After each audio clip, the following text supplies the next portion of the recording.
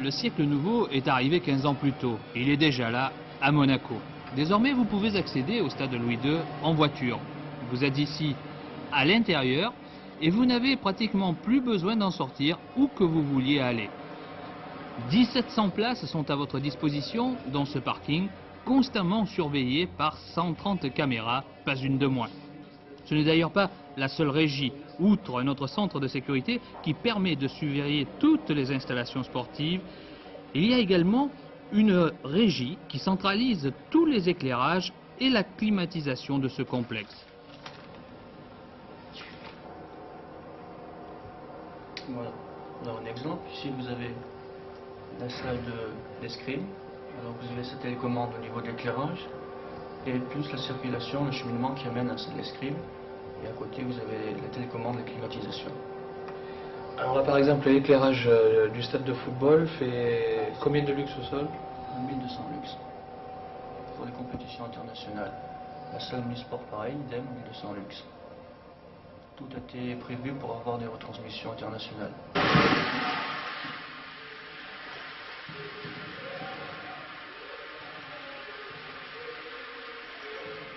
Au premier niveau, avec un gymnase scolaire qui offre de très nombreuses possibilités, on trouve également plusieurs salles d'entraînement auxquelles ont été alliés le confort et l'efficacité.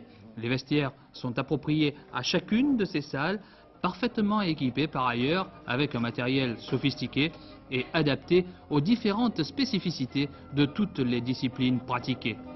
4 secteurs distincts en sont destinés au squash et leur proximité ne gêne pas pour autant les gymnastes ni même les judokas.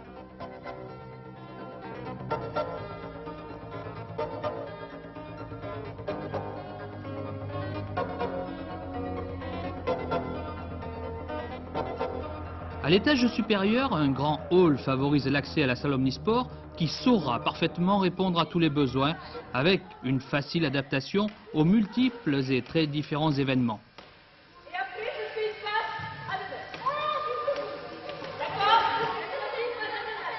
La salle omnisport est un bon exemple de polyvalence puisqu'elle a été conçue pour satisfaire avec les normes internationales à la plupart des sports collectifs en salle et à un certain nombre de sports individuels, la boxe, la gymnastique, l'escrime, le tennis même, puisqu'on pourrait y réaliser des matchs de tennis indoor. Alors c'est une salle qui est polyvalente de par ses affectations sportives et puis qui est aussi modulable en ce qui concerne sa capacité.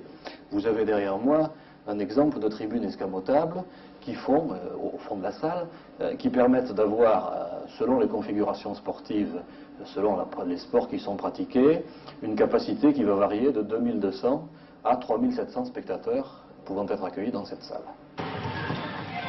Cette salle, qui servira également de cadre au prochain championnat du monde de boxe, jouxte un bassin olympique qui peut être divisé en 2 bassins de compétition de 25 mètres, une fosse à plongeon et un bassin d'initiation. Le tout ayant une capacité de 550 places assises.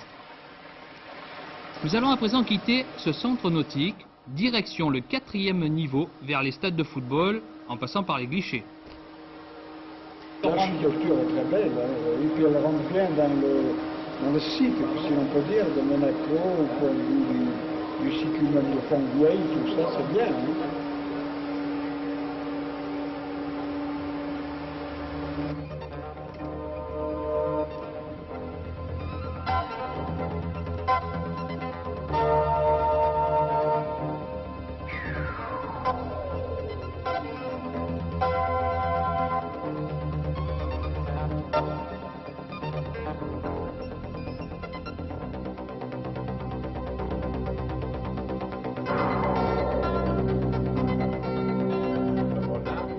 Terrasse-jardin sur un grand monument, un grand ensemble qui est celui sportif dont vous disiez Monsieur Hérési et qui abrite pratiquement sous 13 mètres tout cet ensemble. Alors précisément, ce qui nous surprend, c'est de voir autant d'équipements surélevés avec finalement que très peu de piliers. Comment avez-vous procédé? Ah, très peu de piliers, c'est vrai, c'est parce que vous voyez de 8 grands fûts, on le voit au niveau du stade.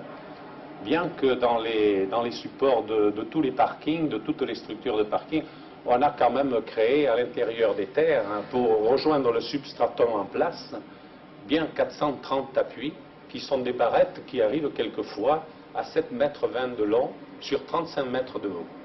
Donc vous voyez que quand même les supports qui arrivent sous le niveau numéro 1, qui est le premier étage de parking, qui est au niveau des salles omnisports et de la piscine, on a des supports importants. Ce qui s'élance au-dessus de cet ouvrage, c'est les 8 fûts qui tiennent la charpente de couverture. Cette charpente de couverture est tenue par des fûts qui sont étudiés au séisme, comme toutes les structures du stade d'ailleurs, qui a été créée pour une intensité au séisme la plus forte de France. C'est 8,3 d'intensité sur l'échelle de Richter. Un tremblement de terre comme à Caracas, par exemple. On n'aurait que peu d'effet ici. On aurait un effet de préservation et de sécurité pour les personnes. Et puis au grand confort prévu pour le spectateur lambda, il faut ajouter un certain luxe. La loge princière, joliment et douillettement aménagée, est entourée de 6 autres loges prévues pour la clientèle UP, qui peut également accéder à un bar de très grand standing. Toutefois, on n'a pas oublié pour autant les autres aménagements. 160 journalistes peuvent évoluer aisément dans le centre de presse et bien évidemment, chronométrage électronique et affichage lumineux sont déjà opérationnels, tout comme les vestiaires des footballeurs professionnels dotés d'un équipement tout à fait impressionnant. Tout à côté, un centre médical très perfectionné, centre qui sera également utilisé par les stagiaires du centre de formation dès qu'ils auront pris place dans leur nouveau logement, cela dans une quinzaine de jours environ.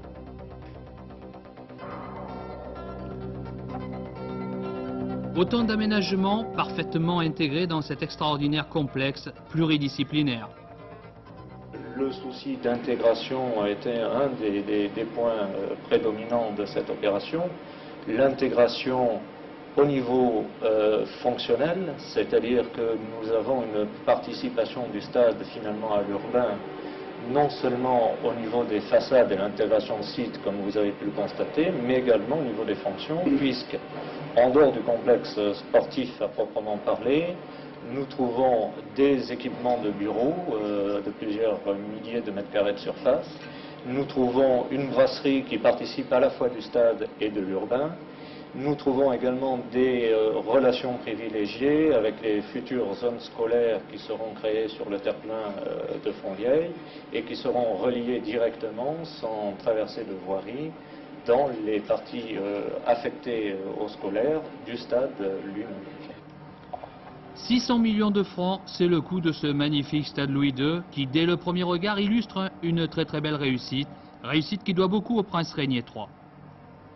On peut dire qu'il est l'initiateur attentif de cette opération, puisque cette opération, il en est d'abord l'initiateur au niveau de la programmation même, et ensuite de son étude, et qu'il a continué à être très attentif à sa réalisation, puisque très souvent il est venu sur le chantier et dans les phases décisionnelles sur les équipements et les finitions, il a été très directement amené à nous donner ces instructions. Monsieur Arisy, le stade de Louis II 1985 correspond tout à fait à vos décennies de 1980-81. Oui, dans l'idée de base, oui. Il suffit pour cela de se rapprocher des premières études et des maquettes que nous avons présentées à Son Altesse Sérénissime pour s'apercevoir qu'avec des vues d'avion, on a une très grande ressemblance à ce qui a été réalisé et pensé. Alors tout à fait logiquement, vous avouez une certaine fierté à présent. Qu'avez-vous envie de réaliser? Un autre stade Louis II peut-être.